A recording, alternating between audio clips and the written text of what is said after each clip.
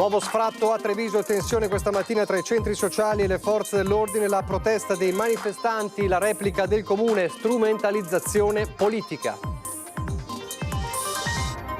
L'appello social del parroco di Santa Maria del Sile che aveva ospitato i migranti per un 66enne che vive nel confessionale della chiesa. Il vescovo di Treviso lo aveva incontrato a febbraio durante la messa con la comunità. Iniziata ufficialmente a Vicenza la donata nazionale degli alpini, prevista oltre 400.000 persone nella 3 giorni delle penne nere, 100.000 dalla Marca, stasera alle 21 lo speciale per raccontarvi le emozioni della prima giornata. Processo d'appello bis per l'accoltellamento della giovane di Mogliano, si attendeva una sentenza, invece la Corte ha disposto una nuova perizia per stabilire la maturità dell'imputato, all'epoca quindicenne. Latitante da più di 15 anni per reati gravi, ultra sessantenne intercettato dagli agenti della polizia di frontiera di Treviso, all'aeroporto Canova. Grave episodio al PAN Panorama di Viale della Repubblica a Treviso, un 46enne sorpreso a rubare e aggredito prima i dipendenti, poi le forze dell'ordine prima di essere arrestato. Visita a sorpresa per i bimbi della pediatria dell'ospedale Cafoncello di Treviso, calati dal tetto con delle funi. I supereroi più famosi hanno sorpreso i bimbi dalle vetrate e fatto visita ai piccoli ricoverati. Notte bianca dei musei, mostre, negozi aperti ed eventi in programma per la serata del 18 maggio. Treviso si prepara in quel weekend ad accogliere oltre 12.000 persone in occasione della corsa DJ10. Telespettatori di Antena 3, buonasera e ben ritrovati. Il telegiornale di Treviso, questi dunque i titoli. Allora torniamo ad aprire con l'emergenza casa e con gli attimi di alta tensione questa mattina fuori da un condominio di edilizia residenziale pubblica in via Irlanda. Siamo in zona Santa Bona per l'esecuzione dell'ennesimo sfratto. L'inquilino viene portato via, fuori un cordone umano che cerca di bloccare l'ingresso delle forze dell'ordine. Ho detto che Dobbiamo entrare, dice la voce dell'ufficiale giudiziario.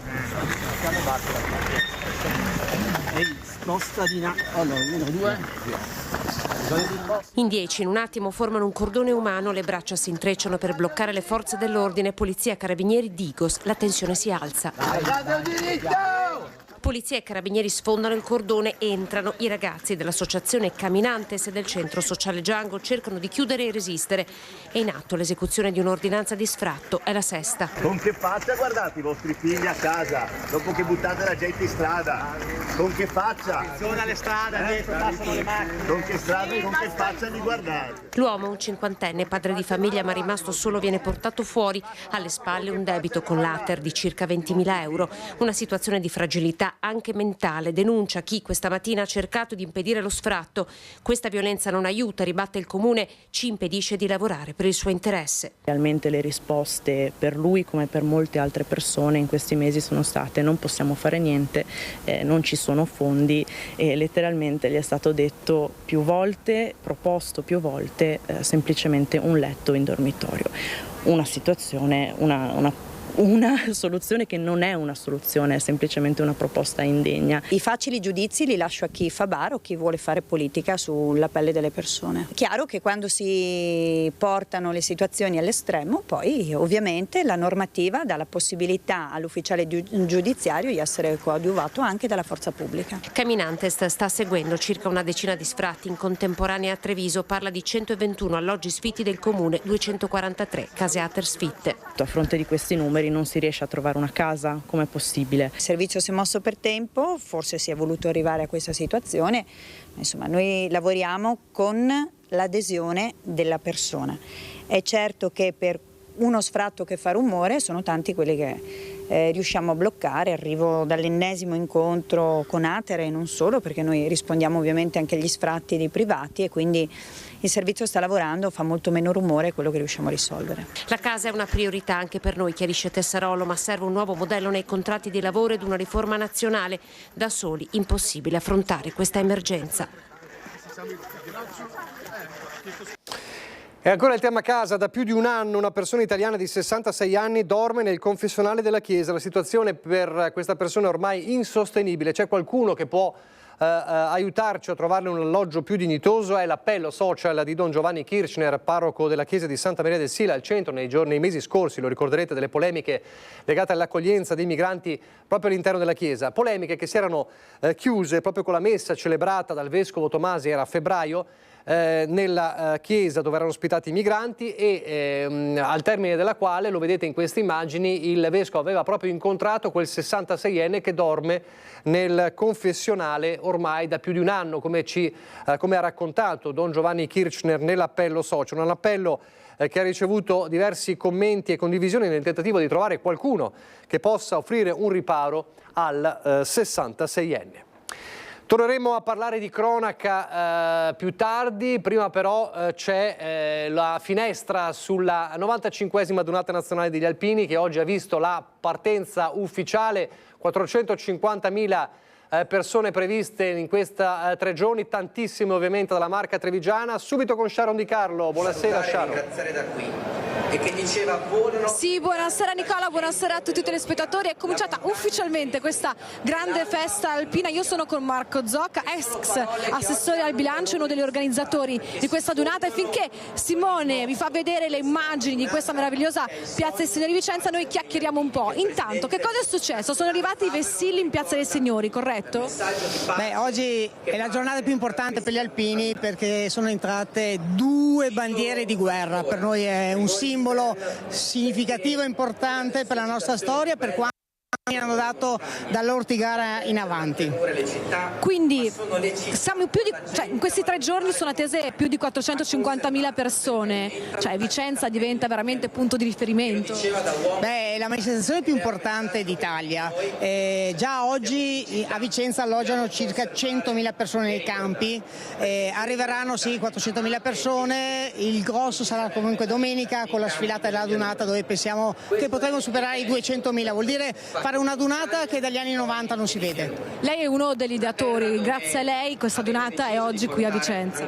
Ma io ho fatto solo una piccola parte, per me è un grande piacere, un immenso piacere per me alpino, per tutti gli alpini aver portato questo grande momento. Vedo che la città ci sta accogliendo molto bene, sono tutti contenti, le feste sono bellissime e comunque invito tutti veramente a partecipare a questi 2 giorni. Nicola, qui vediamo vessilli da tutto il mondo, quindi gli alpini da tutto il mondo sono arrivati qui a Vicenza.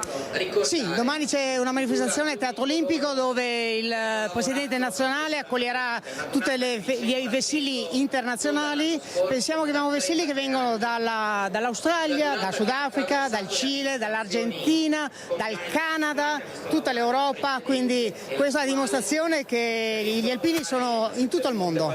Nicola, con queste meravigliose immagini da Piazza dei Signori di Vicenza ti restituisco la linea. Grazie a Sharon Di Carlo e Simone Squarcina con te. Allora riavvolgiamo il nastro e vediamo com'è partita questa giornata, la prima giornata della Adunata Nazionale delle Penne Nere a Vicenza.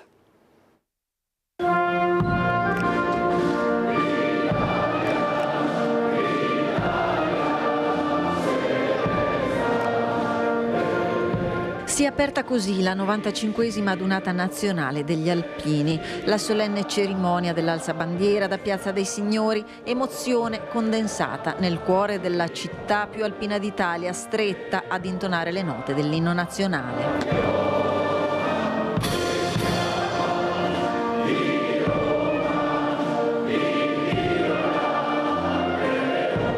Per onorare i caduti la cerimonia è avvenuta in collegamento con i 4 sacrari della provincia e con una postazione sul Monte Ortigara. Emozioni come sempre, ecco, anche se sono cerimonie che noi ripetiamo da sempre, l'alzabandiera, quindi l'onore alla nostra patria, alla nostra identità, l'onore e il saluto ai nostri caduti, coloro che hanno sacrificato la vita per la nostra patria e per la nostra realtà. Ecco, credo siano quei momenti che fanno quello che i nostri veci hanno voluto mettere sulla colonna mozza dell'Ortigara, per non dimenticare. Adunata che richiamerà oltre 400.000 persone, che è attesa da 33 anni. Per Vicenza, unica città d'Italia che detiene la propria bandiera decorata con 2 medaglie d'oro al valor militare. La bandiera di Vicenza è una bandiera straordinaria, nel senso che è l'unica del nostro paese con 2 medaglie d'oro. La medaglia d'oro chiaramente per la battaglia legata al Risorgimento e la medaglia della Resistenza, quindi è una delle più prestigiose a livello nazionale e la piazza ha voluto rendere onore in maniera speciale alla nostra bandiera.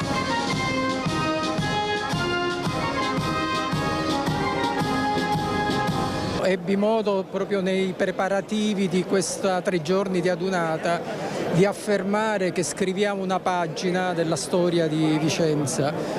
Così sicuramente sarà, l'affluenza anche dei cittadini sta a testimoniare quanto siano ben amati gli alpini, in secondo luogo quanto la partecipazione del tessuto sociale è partecipativo e quindi è molto molto vicino non solo alla città ma a tutto il mondo alpino.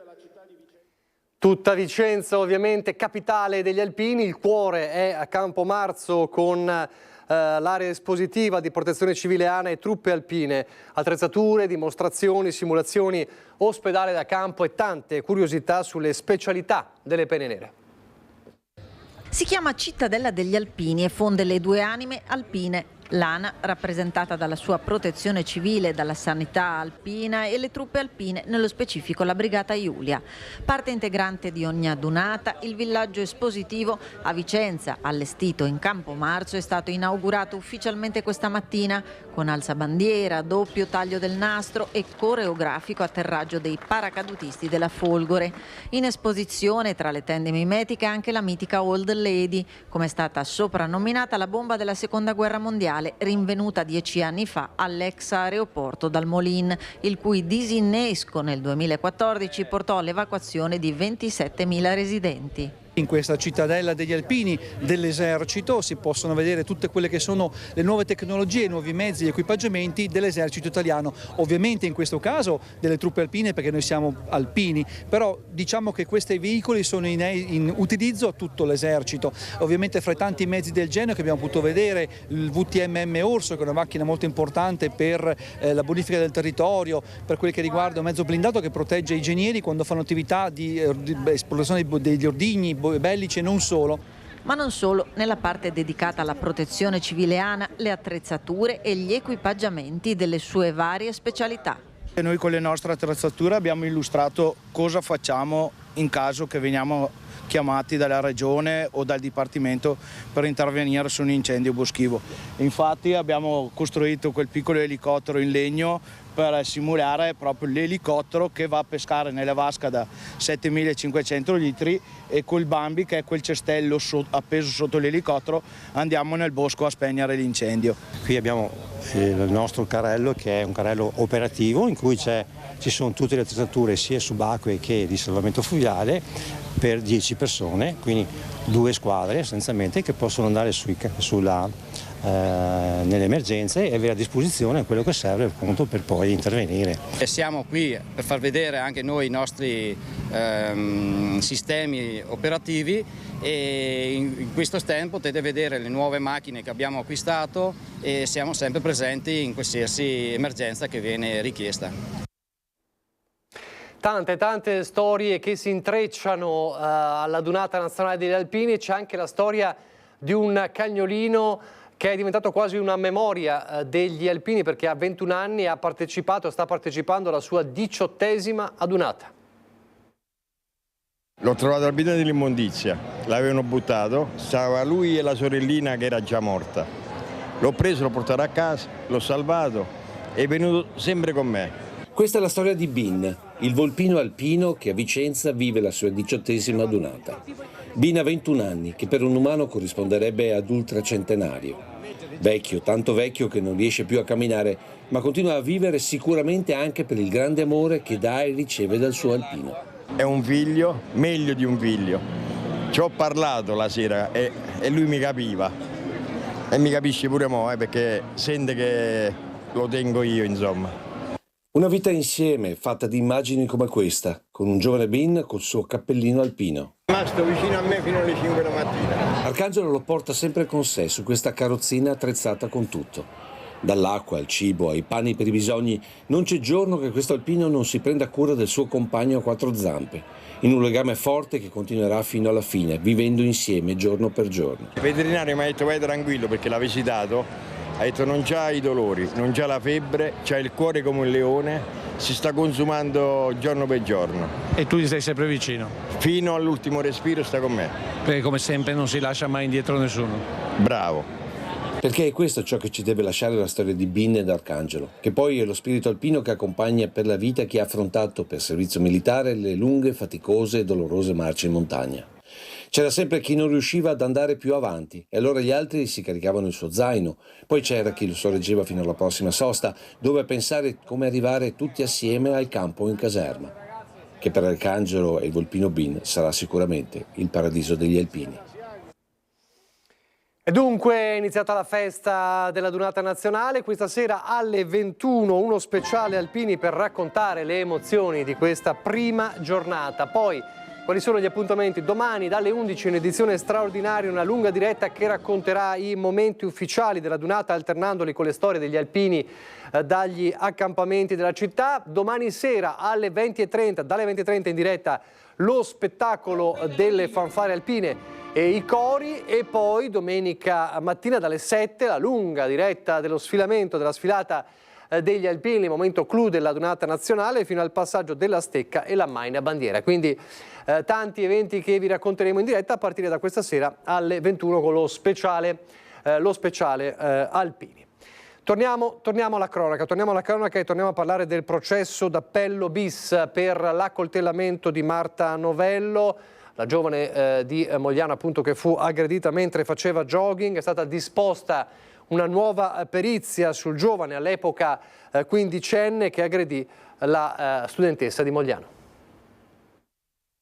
Processo d'appello bis per l'accoltellamento la sera del 22 marzo 2021 a Marocco di Mogliano della giovane Marta Novello. Invece che una sentenza come ci si attendeva, la Corte ha letto al termine della Camera di Consiglio un'ordinanza che dispone una perizia che accerti la maturità dell'imputato, il giovanissimo aggressore della ragazza, all'epoca quindicenne, oggi diciottenne, difeso dall'avvocato Matteo Scussat. I giudici veneziani hanno nominato a questo scopo il dottor Alessandro Pesavento, rinviando il conferimento dell'incarico e il giuramento al 29 maggio. Lo specialista deciderà se accettare o meno il compito che gli verrebbe affidato. Non è chiaro infatti come sia possibile valutare oggi, a 3 anni dai fatti, la maturità del ragazzo che, giovanissimo, aggredì Marta colpendola con un coltello 23 volte finché degli operai che passavano di lì in quel momento non lo fermarono. Tra l'altro dal luglio 2022 l'imputato, rilasciato per un errore burocratico, si trova a Londra. Lo psichiatra infantile Giovanni Battista Camerini aveva riscontrato nell'allora quindicenne una semi-infermità che insieme alla minore età avevano comportato una condanna in primo grado a 6 anni e 8 mesi di reclusione, ridotti a 5 in appello. Per la Cassazione la correlazione tra vizio parziale di mente e immaturità del ragazzo non è stata sufficientemente chiarita. Da qui la revisione del processo e la scelta della Corte d'Appello, per sciogliere il nodo, di disporre una nuova perizia. L'imputato andava assolto per difetto di imputabilità. Il fatto che per la seconda volta sia stata disposta la rinnovazione dell'istruttoria dimostra che l'assunto accusatorio è critico e che su tale punto ad oggi difetta una prova certa di colpevolezza. Nessun commento della famiglia Novello, rappresentata dall'avvocato Alberto Barbaro. Prendiamo atto, eventuali dichiarazioni, spiega, saranno rese solo all'esito del processo bis. Era sfuggito alla giustizia per 15 anni, sul suo capo pesantissime accuse, è stato rintracciato all'aeroporto di Treviso. Latitante da più di 15 anni per gravi reati, è stato individuato dalla polizia di frontiera dell'aeroporto Canova, che lo ha intercettato lo scorso fine settimana in arrivo dalla Spagna con un volo low cost. Si tratta di un ultrasessantenne ricercato perché deve scontare 2 anni e 8 mesi di carcere. Su di lui pendeva un ordine di carcerazione esecutivo emesso dall'autorità giudiziaria. È stato infatti giudicato responsabile di rapina, lesioni, ricettazione e violazione delle norme per il porto e la detenzione di armi. L'uomo contava evidentemente di rientrare nel territorio nazionale dopo numerosi anni di latitanza all'estero senza essere controllato dalle forze di polizia, approfittando del fatto che tra Spagna e Italia vi è libera circolazione alla frontiera come da trattato di Schengen. Ma il filtro che quotidianamente viene messo in atto dagli agenti ha permesso di rintracciarlo tra circa 200 passeggeri e condurlo in carcere a Santabona. Poi un grave episodio ieri pomeriggio al Pan Panorama di Villorba con un uomo che è stato sorpreso a rubare e che ha seminato il panico tra i dipendenti. È entrato al supermercato Panorama nel pomeriggio di ieri. Un dipendente riferisce che era già visibilmente ubriaco. Per questo motivo gli occhi dei colleghi erano già su di lui. Quando ha cercato di intascarsi un paio di calzini è stato fermato, ma ha reagito male, aggredendo alcuni dipendenti. Immediata la chiamata alle forze dell'ordine. Quando sono arrivati i militari dell'Arma al punto vendita di Viale della Repubblica hanno dovuto bloccarlo e arrestarlo. L'uomo si è gettato anche contro di loro. Protagonista della vicenda un 46enne residente a Villorba. Si scoprirà soltanto dopo che non avrebbe potuto allontanarsi dal suo comune perché già gravato della misura di prevenzione della sorveglianza speciale per pregresse vicende penali. È stato arrestato in flagranza per il reato di furto aggravato, resistenza e violenza pubblico ufficiale, false dichiarazioni sull'identità e violazione degli obblighi della sorveglianza speciale. Si trova già ai domiciliari. L'episodio davanti agli occhi di decine e decine di clienti. Che ci siano una diversità ormai di personalità e di persone evidentemente diverse, e quindi è chiaro che il problema è il problema della salute. La salute è star bene con se stessi, con gli altri e con le istituzioni. Penso che ovunque sia pericoloso. Comunque i furti stanno aumentando un po' in giro dappertutto, cioè più che altro sta aumentando l'aggressività, secondo me. Cioè le persone non hanno più cognizione di come reagiscono, perché io nel mio lavoro, che lavoro a fronte pubblico, delle volte vengo, non dico aggredita fisicamente, ma aggredita verbalmente sì. Comunque c'è una certa sorveglianza tutti i giorni. Il supermercato si avvale della vigilanza privata, che non è presente però durante tutto l'orario di apertura. Può essere che sia un deterrente mettere una guardia in più su questo tipo di posti, effettivamente. I furti determinano comunque un aumento dei costi dopo la fine, perché il supermercato alla fine i costi li riversa sul consumatore finale, quindi giustamente più una sorveglianza c'è, meglio è. Ne vedo anche altri in generali, forse c'è il bisogno di un controllo probabilmente, soprattutto solo per dare un segnale che c'è qualcuno che vigila. Pochi istanti di pubblicità, poi di nuovo in diretta.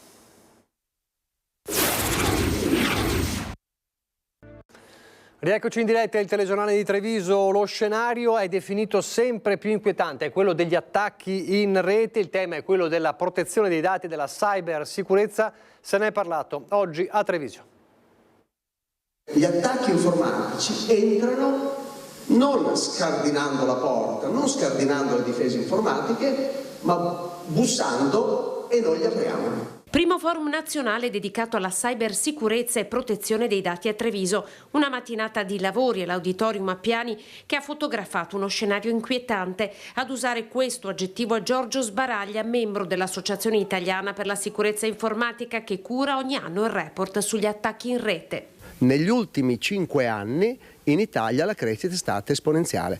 Per darle un'idea, dall'anno scorso, quindi 2023 su 2022, gli attacchi sono cresciuti di quasi il 65%. L'Italia è uno dei paesi più attaccati al mondo perché è quello con il livello di maturità digitale più basso. Siamo al 25° posto su 27. Il 90% degli attacchi si scatena, si calcola, per un errore umano. Le persone che passano ormai più di metà della loro vita vigile sulle piattaforme, sui social, diventano dati, e quindi proteggere i dati personali equivale a proteggere la nostra fisicità e anche la nostra incolumità. Presente in mattinata anche il sindaco Mario Conte, che ha lanciato un possibile asse con il forum per investire sull'educazione digitale dei trevigiani. Ci sono comportamenti che ci mettono a rischio di più? Assolutamente sì, ad esempio accettare i cookies. I cookies sono quei li accetto non accetto, no? Cookies in inglese è il biscotto, in realtà è un biscotto avvelenato, perché molto spesso dietro questa accettazione ci possono essere, nella migliore delle ipotesi, delle profilazioni di tipo commerciale. Nel peggiore dei casi invece possiamo diventare oggetti di possibile potenziale truffe online.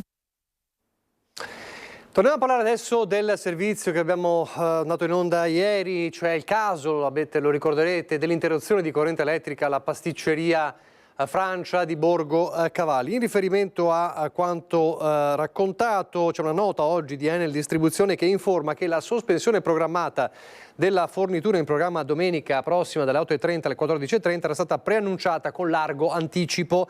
Secondo i tempi e modalità previste da ARERA, riguarda esclusivamente la cabina di trasformazione di Borgo Cavalli, che necessita di un intervento urgente e improrogabile per alcune criticità di funzionamento recentemente riscontrate che, se non prontamente risolte, potrebbero recare disagi ancora maggiori. L'azienda, dice Enel, ha completato la diffusione del preavviso alla clientela già venerdì 3 maggio, quindi con la dovuta tempistica necessaria alla clientela per poter eventualmente alimentare la propria fornitura con il gruppo elettrogeno. Purtroppo la specifica tipologia di intervento non ne consente lo svolgimento, come avviene in altri casi, con gli impianti di tensione, quindi senza sospensione della fornitura. La programmazione è ricaduta, continua Enel, nel giorno di domenica, individuando volutamente tale giornata con i referenti del ULSS 2 di Borgo Cavalli per creare il minor disagio possibile alle utenze ospedaliere. L'azienda, conclude Enel, comprende appieno i disagi che può ingenerare qualunque tipo di interruzione della fornitura, sebbene ampiamente annunciata. Per questa ragione, pur confermando i lavori per via della loro improrogabilità, adotterà specifici e straordinari criteri di intervento che auspicabilmente dovrebbero consentirne di anticipare la conclusione. Quindi è probabile che si anticipi la conclusione dell'intervento, ma, dice Enel, erano improrogabili e ampiamente annunciati. Adesso a Mogliano per parlare del campo scuola di sicurezza stradale che compie 20 anni, oggi è tornato a pieno ritmo con i bimbi delle scuole. Qui fanno un'ora e mezza, vede, questo per esempio che adesso lo prende di spalle, questo è un pericolo per la strada. Giovanotto! Lezioni di sicurezza stradale al campo scuola di Mogliano Veneto. Sono i volontari ad aiutare i ragazzi a riconoscere i loro errori, a saper leggere i segnali stradali e rispettare il codice della strada.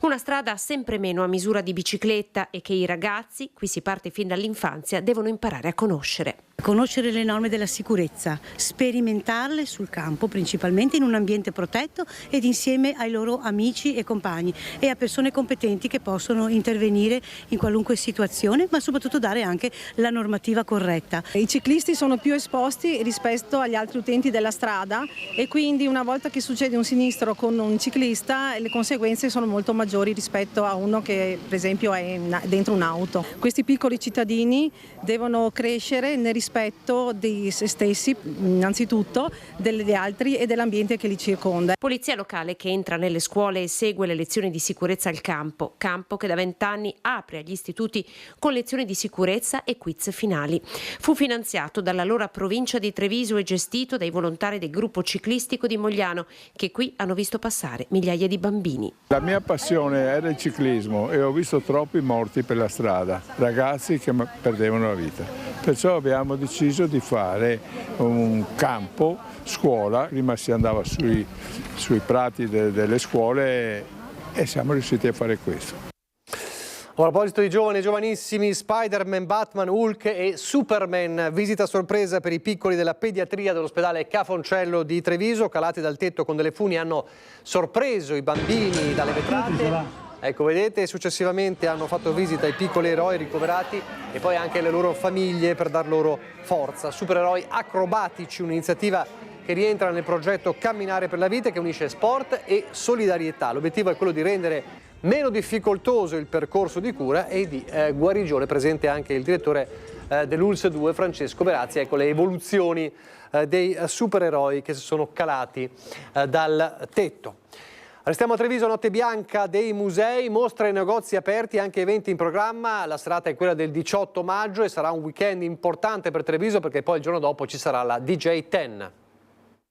La notte europea dei musei, che è il 18, una straordinaria occasione per mettere assieme tante risorse cittadine e mostrarci nel migliore dei modi al visitatore che verrà non solo per la notte dei musei ma il giorno dopo anche per la straordinaria occasione della DJ 10. Musei, chiese, negozi e attività aperte la sera del 18 maggio per celebrare la notte europea dei musei e l'arrivo la mattina successiva della DJ 10.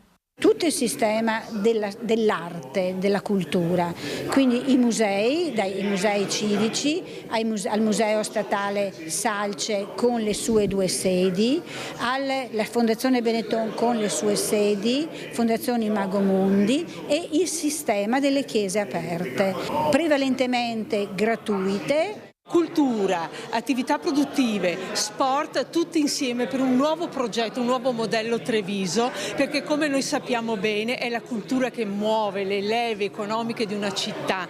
Sfiorano il centinaio le attività e i negozi che hanno aderito all'apertura serale, una Treviso che si illuminerà di arte e cultura. Città chiusa al traffico per il weekend, consentendo ai locali di ampliare i loro plateatici e ospitare musicisti e cantanti. Una notte speciale per il capoluogo che si prepara ad accogliere oltre 12.000 persone in occasione della DJ 10. Cultura in tutti i sensi era il titolo del dossier presentato a Roma per la candidatura a capitale della cultura. Titolo non arrivato, ma come promesso è un settore in cui la città vuole investire. Il weekend del 18 e 19 maggio ne è una prova. Con il dossier presentavamo un qualcosa che stava per avvenire e credo che l'occasione di questo weekend con la DJ 10, con il trofeo Topolino, sia anche l'occasione giusta per testare questo sistema che vede unite associazioni di categoria, amministrazioni, associazioni culturali, fondazioni, tutte con un unico grande obiettivo di promuovere, far conoscere e far trovare Treviso pronta per questo numero sempre più importante di visitatori.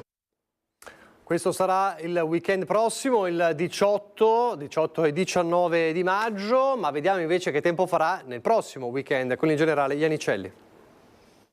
Un anticiclone va affermandosi sempre più su di noi, la pressione cresce, questo vuol dire una barriera ai sistemi perturbati, quindi un tempo stabile. Infatti prevediamo per questo fine settimana su Treviso, ma su tutto il Trevigiano, prevalenza di cielo sereno, anche se non esclusa una nuvolosità del tipo cumuliforme durante il pomeriggio, forse più intensa a ridosso dei rilievi, nulla più, però la situazione non è guarita. Veramente la primavera quest'anno stenta fortemente a prendere piede, in quanto già lunedì avremo un peggioramento, l'alta pressione velocemente si attenua, i sistemi perturbati passeranno e forse il peggio di loro lo daranno intorno a mercoledì. Mercoledì sono previste delle precipitazioni anche intense, quindi una quantità di pioggia durante il giorno abbastanza forte, e comunque un po' tutta la settimana sarà all'insegna della instabilità, una variabilità instabile.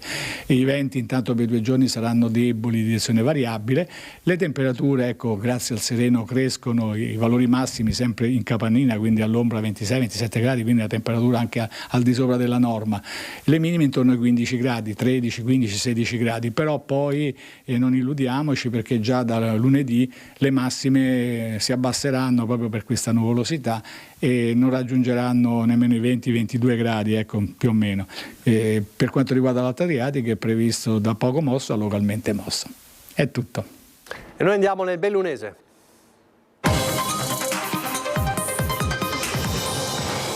La cronaca in primo piano, una gita scolastica con imprevisto, una studentessa bellunese ricoverata in un ospedale della Martinica dopo aver contratto una forma di meningite.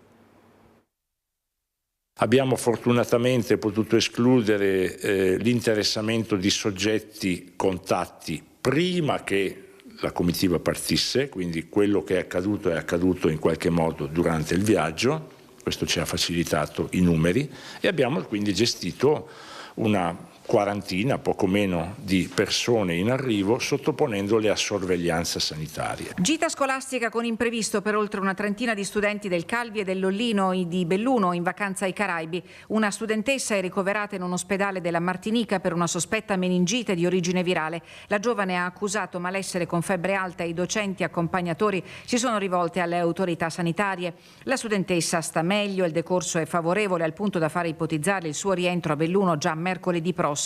Domenica scorsa le autorità scolastiche hanno informato il Dipartimento di Prevenzione dell'ULSS di Belluno, che si è attivato immediatamente per i controlli sulle scolaresche già in Italia. È andato tutto bene, abbiamo solo dovuto gestire una gastroenterite che all'inizio così l'abbiamo un po' badata, ma poi esclusa. La sorveglianza si chiuderà mercoledì prossimo, 10 giorni quindi dall'insorgenza clinica, a carico della persona colpita. Però credo che ormai quello che doveva accadere è accaduto. Il contagio si è verificato verosimilmente nel contesto caraibico. Le autorità sanitarie della Martinica solo ieri sera si sono espresse sulla diagnosi della studentessa. Se, come indicato dalle autorità sanitarie del Nicaragua, si tratta di una meningite virale, questa è la comunicazione che ci è arrivata ieri sera tardi, tutto si chiude al meglio, perché le meningiti virali vanno per la loro strada, non richiedono particolari provvedimenti. Ancora la cronaca, ci risiamo, l'esame di teoria per la patente con inganno torna di nuovo in auge alla motorizzazione di Belluno e stavolta a mettere la pulce nell'orecchio al personale di vigilanza è stata la massiccia e sospetta presenza di candidati residenti fuori provincia. Allertati gli agenti della Polstrada e della Polizia Giudiziaria, durante una delle ultime sessioni sono stati individuate e denunciate 3 persone. 2 erano intenti a utilizzare il kit elettronico nascosto nei vestiti che suggerivano le risposte ai quiz. Un terzo, invece complice, è stato individuato nelle vicinanze della motorizzazione con le medesime apparecchiature pronte per essere piazzate ad altri candidati. I kit sono stati sequestrati e le 3 persone denunciate. Nella medesima operazione la polizia ha sequestrato una patente di guida comunitaria falsa intestata a uno dei candidati sottoposti ad accertamenti durante lo svolgimento delle prove d'esame. Dopo mesi di ritardi, cambiamo argomento, e di difficoltà, si è sbloccata la situazione dei pagamenti di Avepa agli agricoltori. Stamattina il punto a Belluno. Una volta che sono fatti gli acconti, i controlli devono esserci gli acconti, se no capiamo misteri. Avere una remunerazione onorabile del mio lavoro. A me non serve comprarmi il Cayenne, la Ferrari, a me basterebbe che il mio lavoro, l'amore per il mio lavoro venisse onorevolmente remunerato. Testimonianze che non lasciano indifferenti la platea della Sala Muccin del Giovanni XXIII di Belluno si levano verso il tavolo dove siedono il commissario di Avepa Fabrizio Stella, l'assessore regionale all'agricoltura Federico Canera e Luca De Carlo, presidente della Commissione Agricoltura al Senato, artefice dell'incontro con gli agricoltori bellunesi dopo mesi di difficoltà causati dal blocco dei pagamenti dei contributi. È un momento nel quale la politica ha il dovere di essere al fianco degli agricoltori, non solo a parole ma anche con i fatti. Oggi il nuovo commissario Stella ha spiegato qual è la posizione di Avepa e quali sono le possibilità che oggi hanno concrete di mettere a terra tutto quello che la politica fa. Le situazioni, pur presentate con garbo, fotografano un settore che negli ultimi mesi, almeno fino alla metà dello scorso febbraio, ha sofferto perché non ha visto un soldo dei contributi attesi da Avepa, l'agenzia veneta per i pagamenti in agricoltura, e la rabbia ha portato il mondo agricolo ad alzare la voce. Tutto a causa della modifica dei parametri sui controlli dell'Agenzia Nazionale che ha mandato in tilt entrambi gli enti. Oggi gli acconti sono arrivati al 90% circa delle aziende, il saldo entro giugno, ma il mondo agricolo bellunese, la cui specificità è indubbia, chiede certezze sui dati, la finanziabilità degli acconti, la semplificazione al 100%. La Regione, ha detto l'assessore Caner, fa quello che può e ognuno si assume le proprie responsabilità. Questo non è per scaricare colpe a nessuno, ma perché di fatto c'è una mancanza di risorse nazionali che di conseguenza ha creato questo riverbero. Per quanto riguarda la Vepa, è vero che ci sono state sicuramente delle difficoltà quest'anno perché diciamo, come più volte ho sostenuto, siamo passati anche a un regime diverso. Dal cartografico al satellitare la modifica dei controlli è stata la causa dei problemi, anche se oggi la fase del recupero dei pagamenti è netta. Canera ha posto l'accento sull'importanza nei bandi di differenziare l'alta montagna dalla montagna, che talvolta è pianura, e agli agricoltori bellunesi che lavorano in quota ha proposto di certificare i propri prodotti. Producendo già in una situazione, chiamiamola biologica naturale, cioè avendo soltanto prato e animali al pascolo, devono pensare a certificare i propri prodotti in maniera biologica, perché oggi grazie al turismo si possono vendere per esempio i formaggi direttamente ai turisti e fare quei margini che consentono alle aziende agricole di sopravvivere. La gestione della sanità nelle aree montane in tutte le zone distanti dai centri ospedalieri di eccellenza delle principali vie di comunicazione è un problema importante, il focus dell'Ulsuno Dolomiti. Intercettare soluzioni innovative per la sanità di montagna non solo con il confronto con le aree a noi contermini e prossimamente con le aree alpine europee, ma anche sulla base dei numeri. I primissimi risultati del monitoraggio avviato da Agenas sulle reti cosiddette tempo dipendenti sono stati presentati a Pieve di Cadore durante la seconda giornata congressuale prevista dal progetto Salute oltre la città dell'Ulse Dolomiti. Gli esiti sulle 4 reti per l'emergenza sono confortanti. Abbiamo voluto sviluppare questa esperienza di gruppi di lavoro proprio perché è importante che ci sia questo confronto, no, tra la realtà locale nostra e esperienze regionali e regionale in particolare quella del Veneto, e i dati sì, non sono male, ecco, e siamo sempre di fronte però a dei dati che possono essere migliorati. Per l'infarto miocardico acuto il 63% dei casi è stato trattato con angioplastica primaria entro 90 minuti dalla diagnosi, contro la media regionale del 56,7% e nazionale di poco sopra il 55%. Per Per la rete Ictus quasi il 22% è stato trattato con trombolisi, contro una media regionale del 18% e nazionale del 13%. La rete dell'infarto, la rete dell'ictus, la rete del trauma e la rete appunto del neonato sono delle reti importanti che devono essere continuamente sviluppate, manutentate, ampliate, e questo è quello che vogliamo fare. Imprescindibile il lavoro di rete per il futuro del sistema sanitario di montagna per rispondere in maniera forte, reale e appropriata alle necessità dell'utenza. Abbiamo una rete ben strutturata, abbiamo deciso di confrontarla con dei dati, con delle misurazioni, perché misurare è l'unico modo per poi poter migliorare e per avere un riscontro oggettivo. A fine lavori è stata presentata la proposta di un documento di consenso che propone i dati del monitoraggio, che consente una valutazione oggettiva e terza del funzionamento e dell'efficacia delle reti, al di là dei vissuti personali e dei singoli casi. Rafforzare la rete perché vogliamo migliorare continuamente le prestazioni e il ritorno di salute per la popolazione, però le prestazioni della rete dell'emergenza nel bellunese, nonostante un territorio complesso, sono già eccellenti. È tutto per questa edizione, grazie per averci seguito, arrivederci.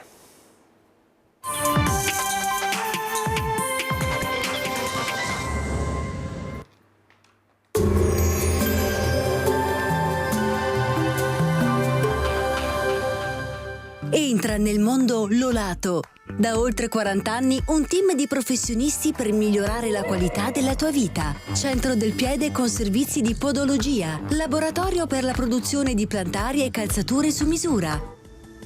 Bentrovati al meteo. Anticiclone in rinforzo, tempo asciutto e stabile nel weekend. Vediamo dunque insieme il dettaglio di sabato 11 maggio. Sul Veneto la giornata sarà caratterizzata da un ampio soleggiamento, con cielo sereno o al massimo velato, insomma nulla di particolare da segnalare. Temperature stazionarie e gradevoli, minime tra 10 e 16 gradi, massime comprese tra 23 e 25 gradi all'incirca. Spostiamoci ora sul Friuli Venezia Giulia. Anche in questo caso tanto sole, cielo sereno, salvo per qualche addensamento pomeridiano sui rilievi, ma in genere senza precipitazioni associate. Temperature minime tra 14 e 15 gradi, massime sui 23-25 gradi. Infine diamo uno sguardo alla situazione del Trentino Alto Adige. Dopo il dissolvimento di locali nubi basse, il tempo sarà abbastanza soleggiato. Temperature minime sui 12 gradi, massime intorno ai 25-26 all'incirca. Dal meteo di Antenna 3 per ora è tutto, grazie per l'attenzione. Arrivederci.